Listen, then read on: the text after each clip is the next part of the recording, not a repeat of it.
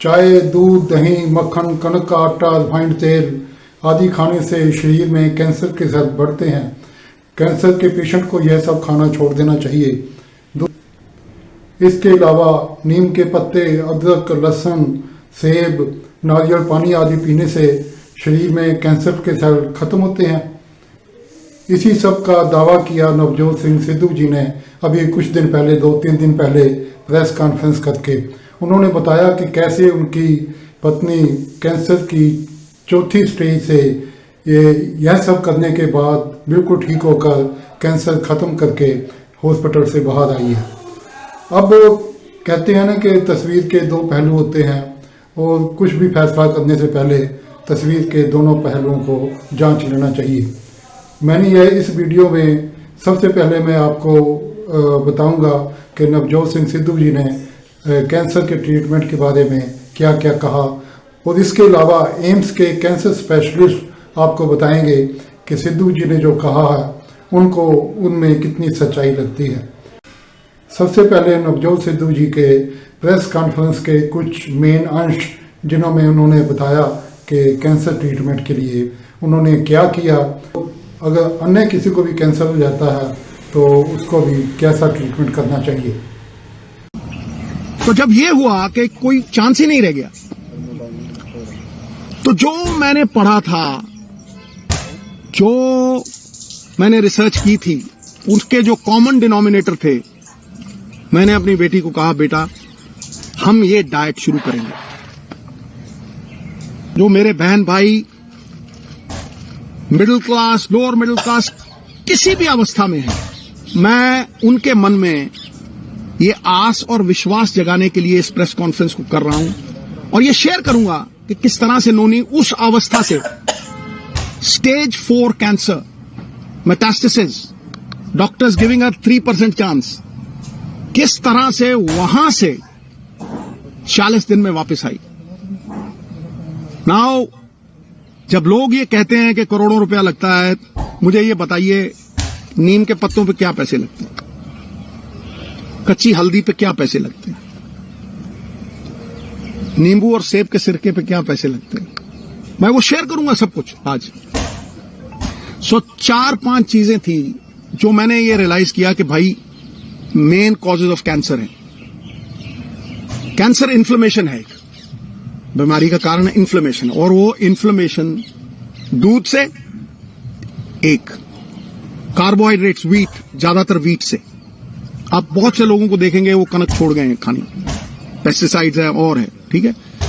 और उससे भी ज्यादा जो रिफाइंड मैदा, जो हम जलेबी खाते हैं, शुगर, रिफाइंड शुगर, सबसे बड़ी पॉइजन कैंसर के लिए। Cancer feeds on sugar.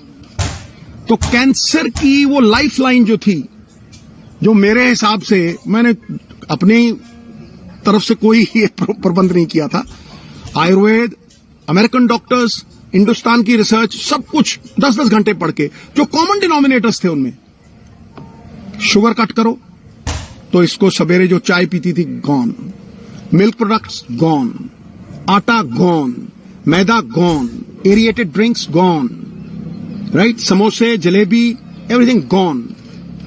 Now I will talk about the things that got her back. Refined oils, जितने भी रिफाइंड ऑयल्स हैं gone. Now I will talk about how she came back, the diet that we gave her. सवेरे उठते ही सबसे पहली चीज जो हमने फोकस की कि कैंसर को अगर गैप दो खाने में, शुगर नहीं दो, कार्बोहाइड्रेट्स नहीं दो, रोटी, तो कैंसर के सेल खुद ब खुद मरने लग जाते हैं। तो शाम होने से पहले खाना खाया 6-6:30, और सवेरे अगले दिन 10 बजे स्टार्टेड द डे विद नींबू पानी, वार्म वाटर विद नींबू, उसके साथ कच्ची हल्दी, उसके साथ एक लहसुन और सेब का सिरका। उसके आधा घंटा बाद 10-12 नीम के पत्ते, और इसमें कोई पैसे नहीं लगते हैं, सीरियसली। मैं सबको बोलना चाहता हूं कि ये ग्रेड 4, स्टेज 4 से ये 40 दिन में वापस आ गई थी।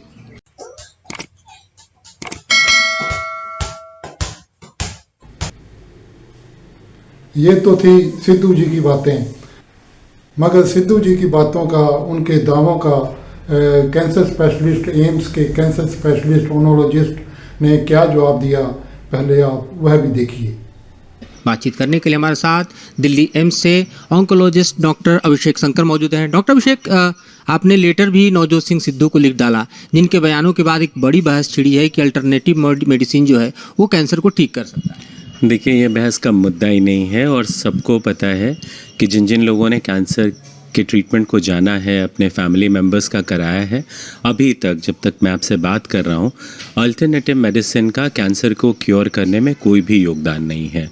और ये बड़ी बहस का मुद्दा बनना हमारे लिए एक अफसोस की बात है, बिकॉज़ पूरा वर्ल्ड जब नए नए इनोवेशन की बात कर रहा है, इंडिया में सारे इंस्टीट्यूशन लेटर लिख के ये साबित करने की कोशिश कर रहे हैं कि इन जो भ्रमित करने वाली खबरें हैं उसको फैलाने से बचा जाए। और मैंने वैसे कहा कि मिस्टर सिद्धू बहुत ही प्रतिष्ठित आदमी हैं, पॉलिटिशियन हैं, पुराने क्रिकेटर हैं, देश की जनता उनको बहुत प्यार करती है। So as a cancer specialist मेरा इतना ही रिक्वेस्ट है कि प्लीज़ सर, आप जो भ्रमित करने वाली खबरें हैं आप उनसे प्लीज़, इस देश की जनता को बचाने का काम सबका है। सो आप हमारे साथ मिल के, जहाँ हम बहुत बड़े पैमाने पे जो इस तरह की खबरें हैं, मिस इन्फॉर्मेशन है, जिससे हज़ारों लोग जो हैं कैंसर में डिले होते हैं, और आप उस जो आंकड़े हैं उसमें अपनी तरफ से ऐड करने की कोशिश ना करें। आपके पास सुविधाएं थी, आपने अपनी पत्नी का इलाज बेस्ट से बेस्ट जगह कराया है, सो आपको पूरी जानकारी देनी चाहिए थी। अब ये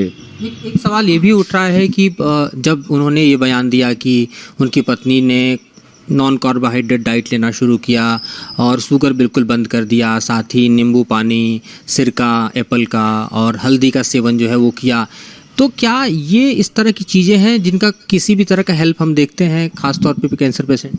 मैंने कहा कि डाइट जो है एक बहुत इंपॉर्टेंट चीज़ है, और एज ए कैंसर स्पेशलिस्ट मैं नहीं कह सकता कि कैंसर को ये डाइट लेनी चाहिए कैंसर पेशेंट को। उसके लिए क्लिनिकल न्यूट्रिशन वाले लोग हैं, और एम्स में हम हमेशा हर एक पेशेंट को जिनको न्यूट्रिशन संबंधित समस्या होती है, और केवल कैंसर के लिए नहीं, कैंसर के अलावा कई सारे मरीज को डायबिटीज़ होती है, हाइपरटेंशन होती है, किडनी की बीमारी होती है, तो ये सारा संतुलन बना के एक डाइट प्लान चार्ट देना पेशेंट को, ये क्लिनिकल न्यूट्रिशन डिपार्टमेंट का काम है। और एज ए कैंसर स्पेशलिस्ट भी हम उनमें, क्योंकि हमें भी उतनी, लेकिन रही बात क्लेम की, तो मुझे लगता है कि इस तरह का क्लेम बिल्कुल नहीं है। ये आपको हेल्दी लाइफस्टाइल का पार्ट है कि, लेकिन किसी को चीनी नहीं खाना और किसी को कितने ज़्यादा न्यूट्रिशन की ज़रूरत है, और अगर ये घातक हो सकती है। और ये जो बहुत बड़ा मिस इन्फॉर्मेशन है कि चीनी खाने से कैंसर सेल्स जो है वो डाई हो जाएंगे, बिल्कुल गलत है, और इससे पेशेंट को नुकसान हो सकता है। मिल्क प्रोडक्ट ना खाएं, बिकॉज कभी हम बैलेंस डाइट की बात करते हैं, कैंसर और उनके और भी एसोसिएटेड जो भी बीमारियां हैं कैंसर पेशेंट को, उसके हिसाब से बैलेंस डाइट तैयार करते हैं। सो इन टाइप की चीज़ों, हल्दी खाना और उसके बाद नीम के पत्ते हैं, ये आपका हेल्दी लाइफस्टाइल का पार्ट हो सकता है, बट इनका कैंसर से कोई रिलेशनशिप नहीं है। ये कैंसर को क्योर करने में मदद करता है, और कितनी कैंसर को रोकने में मदद करता है इसके कोई भी साक्ष्य या प्रमाण अभी तक हमारे पास मौजूद नहीं है। तो मॉडर्न मेडिसिन के चूँकि आप एक्सपर्ट हैं, क्या आप उन लोगों को कहना चाहेंगे जो कैंसर के पीड़ित हैं या मरीज हैं, जिनके बीच ये पूरा का पूरा एक तरह से डिसइंफॉर्मेशन गया हुआ है, कि वो अपने क्योर के लिए क्या करें, उनके लिए क्या बेहतर है? प्लीज़, जब भी आपको अगर कैंसर हो, मुझे अफसोस इस बात का होता है कि बहुत सारे एडवोकेट जो हैं वो अल्टरनेटिव मेडिसिन के, जो बहुत सारी इस तरह की चीज़ें दूसरे के मरीजों को एडवाइस करते हैं, जब उनके घर में किसी को कैंसर होता है या उनके क्लोज रिश्तेदारों में, वो एम्स के चक्कर काटते हैं। और मुझे लगता है अपने लोगों की ज़िंदगी सबके लिए इम्पॉर्टेंट है, बट दूसरों की ज़िंदगी के लिए कुछ भी सलाह देना बिल्कुल ही ठीक नहीं है। जब भी आपको कैंसर के कोई लक्षण हो, आप प्लीज़ डॉक्टर के पास जाएं, प्रेफरेबली ऑन्कोलॉजिस्ट जो कैंसर स्पेशलिस्ट हैं, और जो भी वो सही सलाह दें आप उसको माने। या फिर जो कैंसर पेशेंट है, प्लीज़ आप इन चक्करों में पड़ के अपने डायग्नोसिस को डिले नहीं करें। और मैं सिद्धू जी को भी बोलना चाहूँगा कि प्लीज़ सर, आप हमारे साथ मिलके मिस इन्फॉर्मेशन को दूर करने के लिए काम करें, बट प्लीज़ ऐड नहीं करें। आप बहुत रिस्पेक्ट हैं और आपकी बहुत फॉलोइंग है, हम चाहते हैं उन फॉलोइंग को कैंसर केयर को बेहतर करने में इस्तेमाल करें। सर्वाइवरशिप स्टोरीज़, मैं काम करता हूँ सर्वाइवरशिप पे, बहुत ही कारगर होती है। एक पेशेंट जब अपनी स्टोरी बयान करता है, वो बहुत लोग को इंस्पायर इंस्पायर करता है, बहुत लोग को इम्प्रेस करता है। सो डॉक्टर जो नवजोत कौर की स्टोरी है, हम चाहते हैं लोगों में पॉजिटिविटी लाए, लोगों में इस तरह की मिस इन्फॉर्मेशन ना फैलाए।